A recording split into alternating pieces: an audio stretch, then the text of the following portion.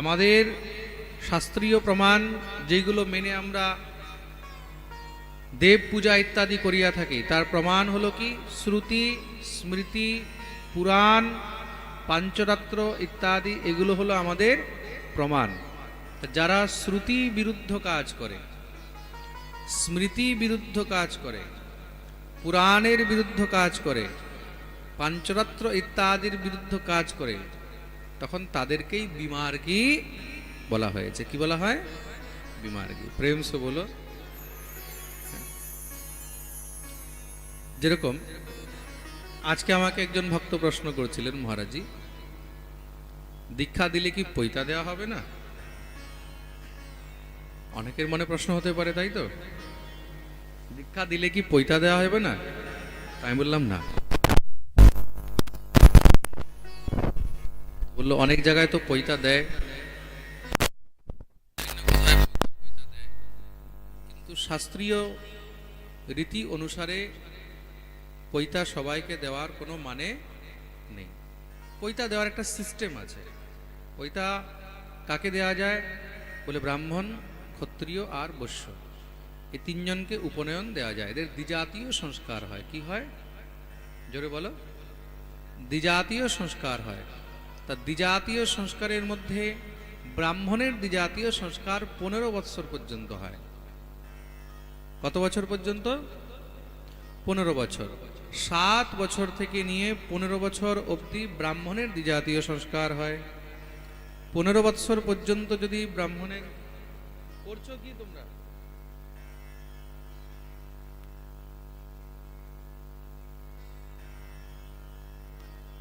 পিছনে লোক শুনতে পাচ্ছে না, চালু করো।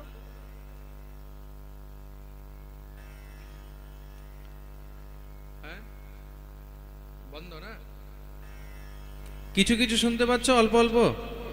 তাহলে পাঠ চালু রাখি তো, এগুলো ঠিক হতে থাকবে। এ তো দেখো, ভগবত কথার মধ্যে, ভগবত কার্যের মধ্যে সবসময় তো জানোই কিছু না কিছু তো বাধা খুটখাট আসতেই থাকে। প্রেম সে বলো। আমাদেরকে ওইগুলোর মধ্যে দিয়েই শুনতে হবে। তো কোথায় ছিলাম ভুলে গেল।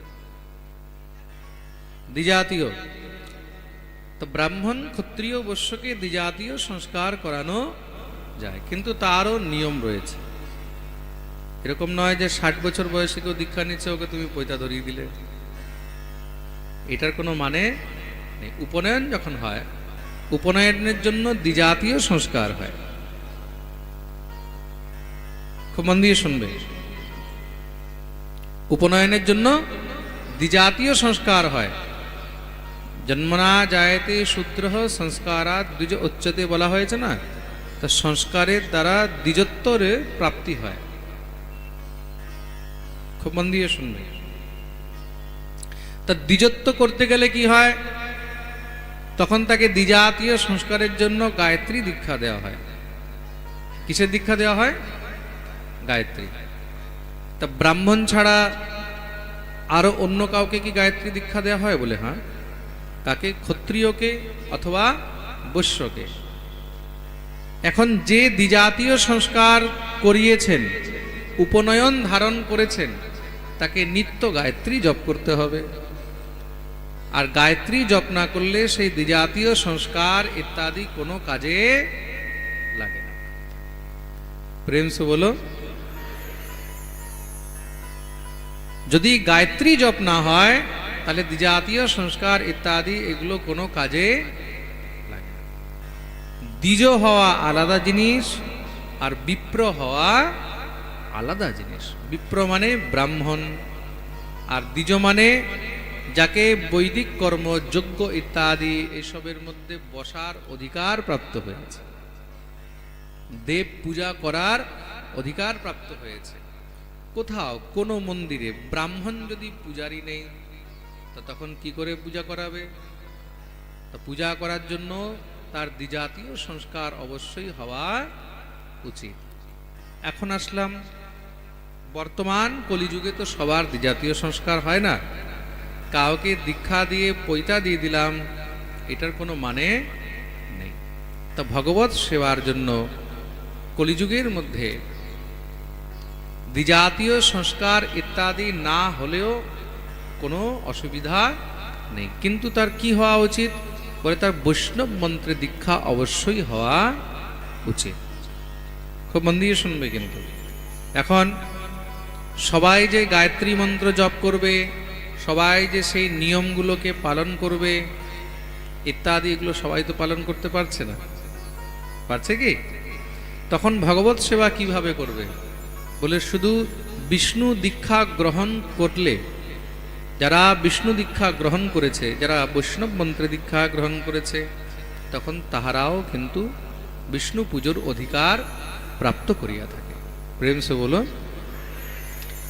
তার জন্য কোথাও কোথাও হয়তো দীক্ষার পরে পৈতা দিতেও পারে, কিন্তু এটা কোনো অথেন্টিক বিষয় নয় যে পৈতা দিলেই আমি সেবা করতে পারবো, পৈতা না দিলে সেবা করতে পারবো না।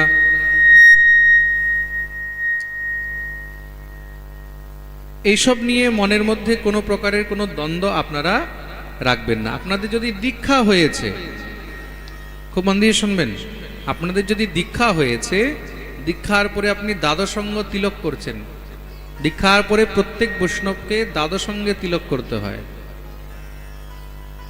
কত অঙ্গে তিলক বললাম? জোরে বলো না। দ্বাদশাঙ্গ, দ্বাদশ মানে 12, দ্বাদশ মানে 12টি। দ্বাদশ অঙ্গে তিলক হয় বৈষ্ণবে, দ্বাদশ অঙ্গে ললাটে। সব থেকে প্রথম কোথায়?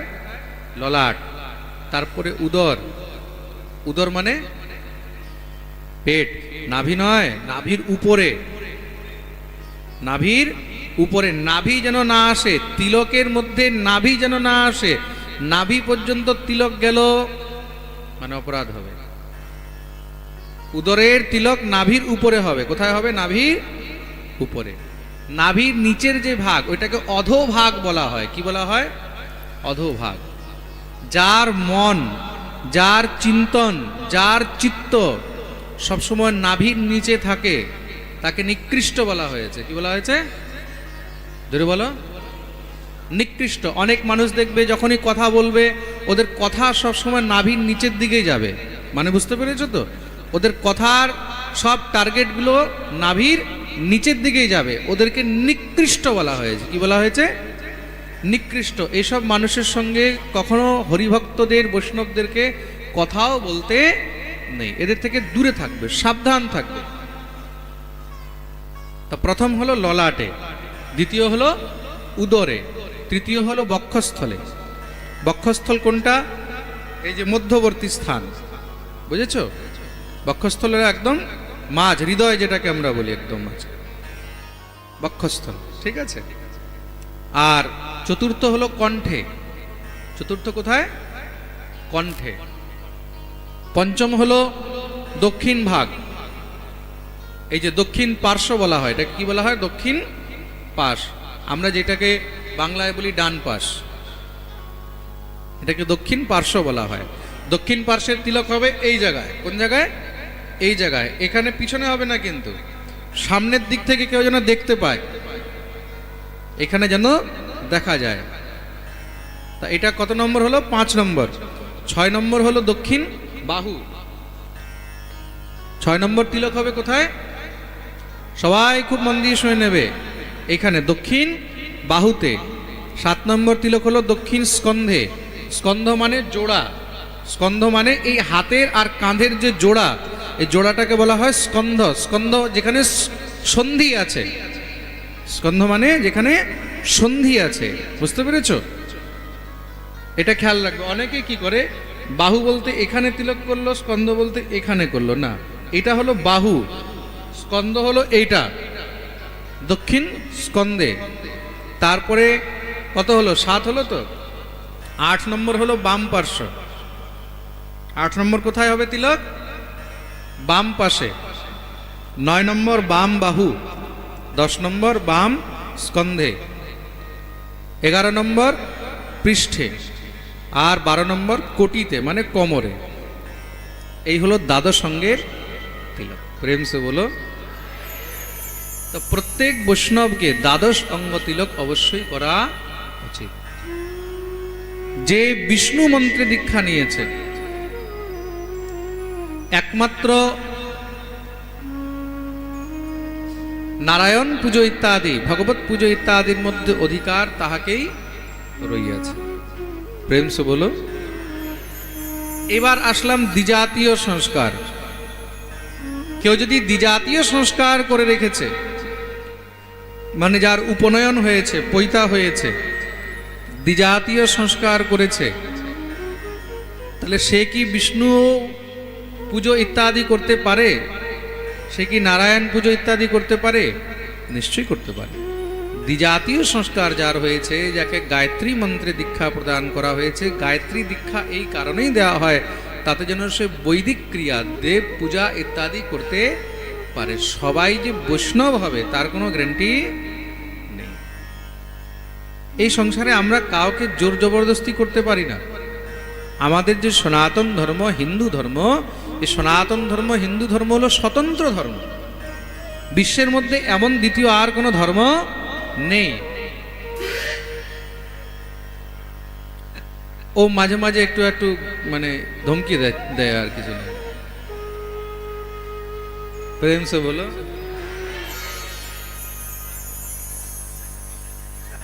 কোনো চিন্তা নেই, এটারও একটা মজা আছে, তাই না? হ্যাঁ, এই মজাও নাও। প্রেম সে বলো। তো আমাদের সনাতন ধর্ম, হিন্দু ধর্ম হলো স্বতন্ত্র ধর্ম। আমাদের এখানে কোনো বাধ্যতামূলক কোনো জিনিস নেই।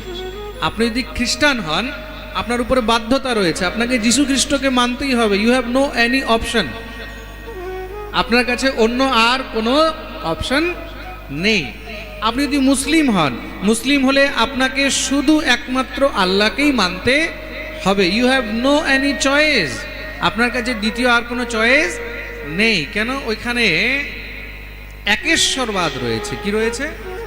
একেশ্বরবাদ। ওইটাকে দর্শন শাস্ত্রের মধ্যে, ফিলসফির মধ্যে কি বলা হয়? একেশ্বরবাদ। কি বলা হয়?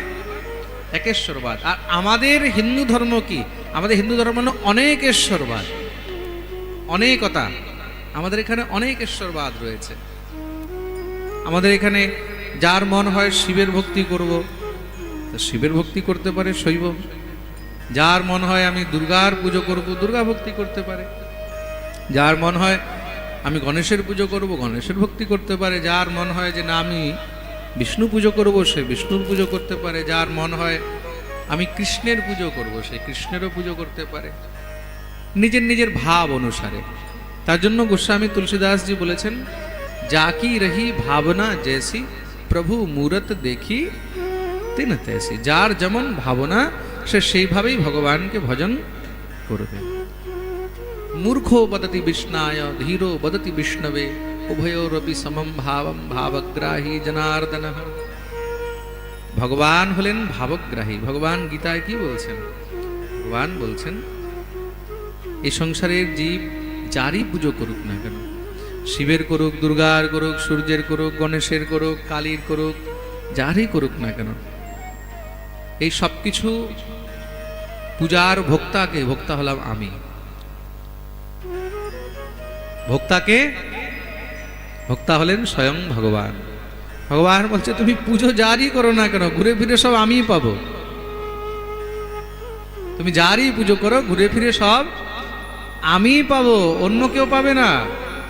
শিবকে বলে আমি, দুর্গাকে বলে আমি, গণেশকে বলে আমি, সূর্যকে বলে আমি, চন্দ্রকে বলে আমি, ইন্দ্রকে বলে আমি।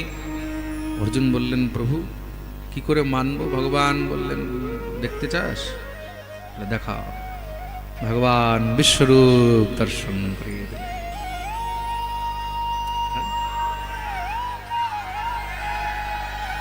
ভগবান বিশ্বরূপ দর্শন করিয়ে দিলেন, দেখ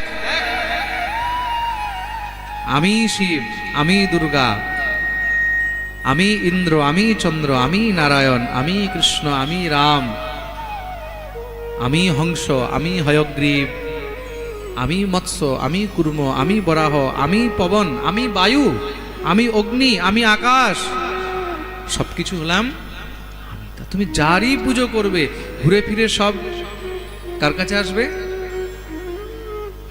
বৃষ্টির জল যেখানেই পড়ুক না কেন, এবার সে গঙ্গায় পড়ুক, নর্মদায় পড়ুক,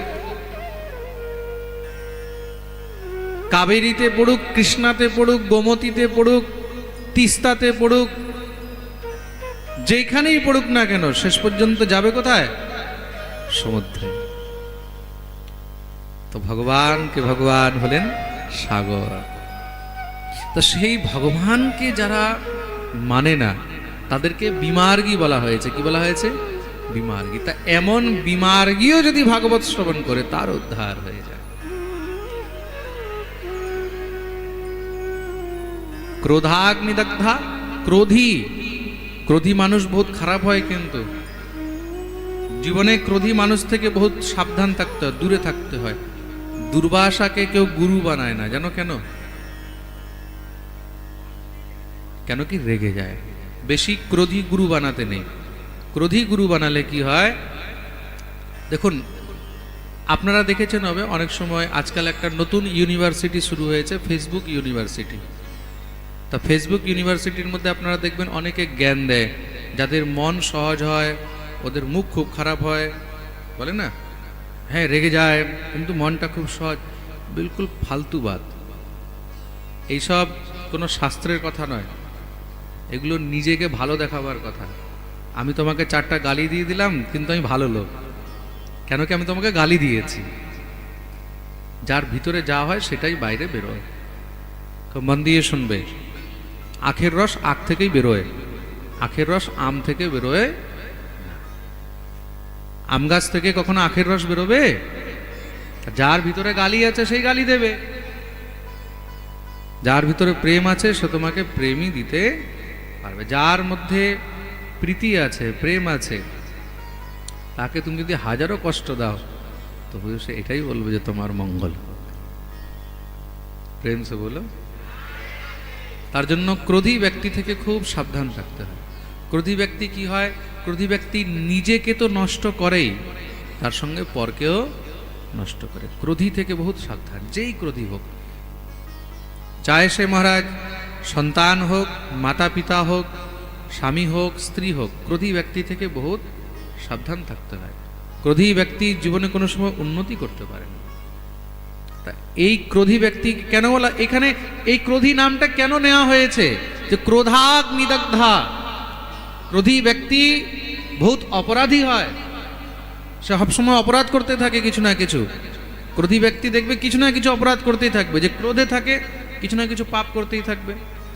পরকে না করতে বলে নিজেকে করবে, নিজের হাত কেটে নেবে, নিজের পা কেটে নেবে, নিজের কান কেটে নেবে, নিজের নাক কেটে নেবে, কিছু না কিছু করবে। এটাও অপরাধ। নিজের দেহকেও যদি কেউ কষ্ট দিচ্ছে সেটাও হলো অপরাধ। প্রেম সে বলো। আজকে এই বিষয় নিয়ে কিন্তু আমি এত ডিটেলে কখনো পাঠ করি না, কিন্তু সবাই এটাই তো জানে যে মহারাজজির পাঠে এসছে মানে সবসময় কিছু না কিছু নতুন নতুন পাওয়া। প্রত্যেক সময় কিছু না কিছু আলাদা বিষয় নিয়েও চর্চা হওয়া উচিত। ক্রোধাগ্নিদগ্ধা এখানে কেন বলা হয়েছে? ক্রোধী শব্দ শুনতে তো খুব সহজ মনে হচ্ছে, ক্রোধীয় পাঠ শুনলে তারা উদ্ধার হয়। তা ক্রোধী তো অনেকে, ক্রোধী মানে কি? ক্রোধী যে হবে সে অপরাধী হবেই হবে, এটার মধ্যে কোনো সংশয় নেই। যার মধ্যে ক্রোধ আছে সে পাপ করতে থাকে। কুটিলাশ্চ, কুটিল। এবার কার নাম্বার আসলো? সর্বপ্রথম কে ছিল? দুরাচারী। সর্বপ্রথম ইয়ে মানবা পাপ কৃতস্তু সর্বদা, পাপী, যারা মহাপাপী। পাপী বলতে কি? যে হত্যা করছে, লুট করছে, হ্যাঁ, যে জঘন্য অপরাধ। তারপরে দুরাচারী, সদা দুরাচাররতা। তৃতীয় আসলো বিমার্গী, বিমার্গা। চতুর্থ আসলো ক্রোধাগ্নিদগ্ধা, ক্রোধী। পঞ্চম আসলো কুটিল, যে কুটিল ব্যক্তি হয়, কুটিল ব্যক্তি থেকে বহুত সাবধান থাকবে। কুটিল ব্যক্তির দেখবে মনে কিছু থাকবে আর মুখে কিছু থাকবে। প্রেম সে বলো। তুমি এখন সামনে বসে আছো, তোমার সামনে বলবে হ্যাঁ হ্যাঁ তুমি চিন্তা করো না, আমি আছি তোমার সঙ্গে, আমি আছি তোমার সঙ্গে, কোনো চিন্তা নেই। আর যখনই তুমি গেলে, আরে মরে গেলে বেশি ভালো। আছে না এরকম? তোমার সামনে একরকম কথা বলবে, তোমার পিছনে আরেক রকম কথা বলবে। এইদিকে তোমাকে কিছু বলবে, আবার ওইদিকে অন্যকে কিছু বলবে। এদেরকে বলা হয় কুটিল। কুটিল ব্যক্তি মহাপাপী হয়। খুব মন দিয়ে শুনবে।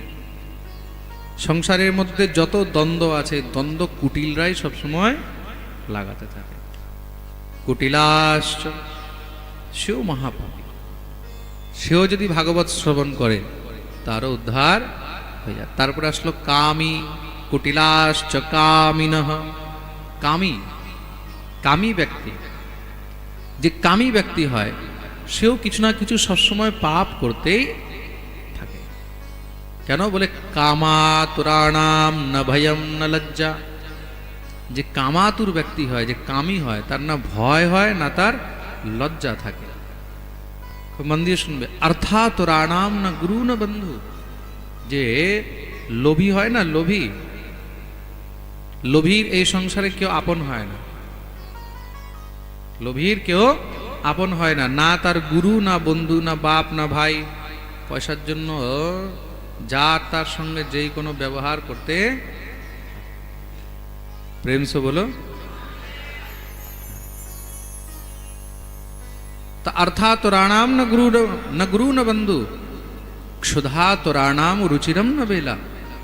আর যে ক্ষুধার্ত হয়, যার খিদে লেগেছে, সে দেখবে না রুচি দেখে না কোনো বেলা দেখে। তাকে তুমি সন্ধ্যাবেলা খেতে দাও, সন্ধ্যাবেলাও খেয়ে নেবে।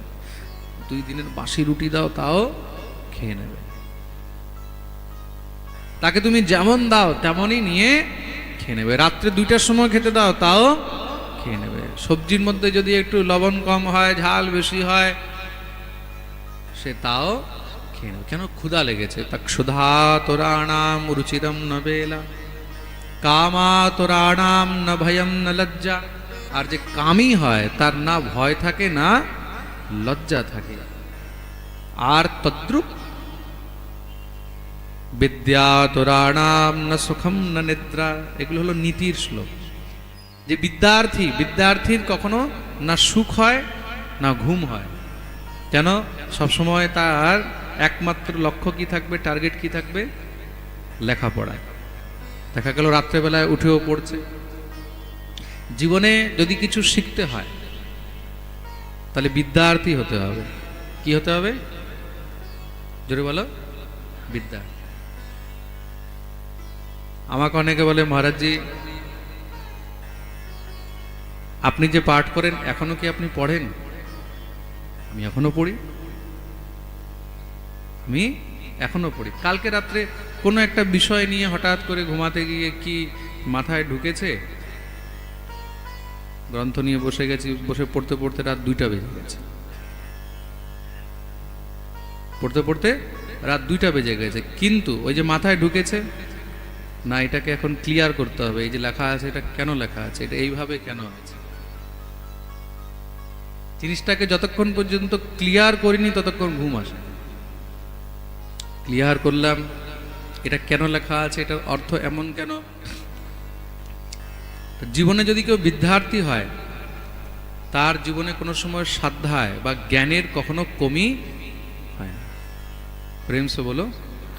তুমি নিজে যখন বিদ্যা অধ্যয়ন করবে, নিজে যখন দিনভর তুমি পড়তে থাকবে, রিসার্চ করতে থাকবে, তারপরে যখন তুমি সেটাকে পরিবেশন করবে, যখন তুমি বলবে, পাঠ করবে, তুমি জীবনভর নতুন নতুন বিষয় সবাইকে শোনাতে পারবে।